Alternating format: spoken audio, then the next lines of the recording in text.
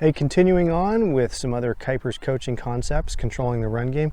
This is going to be a pickoff that you can't do at the major league level anymore, but you can still do it in high school, so might as well expose you guys to it. It's a third to second move. If you've watched the third to first move, which I would recommend you do, then this is just a complement to that, and it can get you out of some big time situations. So again, one of the major things that goes into executing the good control of a run game is scouting, understanding the base runners. And sometimes that scouting can be done ahead of time if you know the other team. Maybe you're a starting pitcher in a rotation and you see a team a couple times, and you can take your own notes so that you know what base runners will do when it's your turn. But oftentimes it's going to be your bench teammates as well as your coaching staff and your fielders behind you who will get to see what type of primaries and secondary leads these runners take, so then you can take advantage. But if you remember back to the third to first moves as well as the inside spin move, watch those videos if you haven't already. Let's focus on what the mechanics are. Just to reiterate some of the key fundamentals, make your pick look like your pitch as long as possible. At least get all the way through handbrake, making everything look the same, because that's where people give up information. They'll do everything the same through balance. Well, not always, but they try to. It's this next step is where people give a lot of stuff away. They look different right after balance. If you can make it look the same through handbrake, you're going to pick off a lot more guys. Then if we talk about some of the actual mechanics, this third to second move, from a rules perspective, at least in the high school and below level, you have to gain ground towards third base. Technically that's an inch, it's anything more than 0, but you don't want to be caught and called for a balk by being told that you didn't gain ground. So you might as well just go ahead and gain, like, I don't know, a foot, a step, something like that.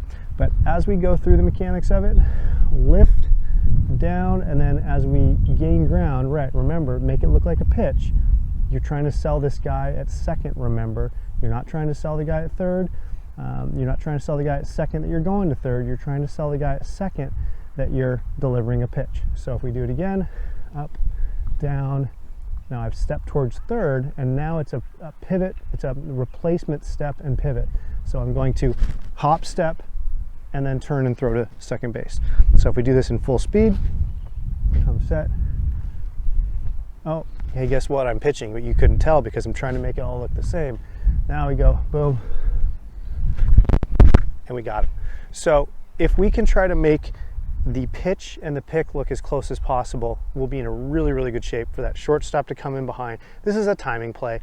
Your shortstop's going to get used to when he can break. He's probably going to break at high point, and then you're going to push down. You're going to step towards third.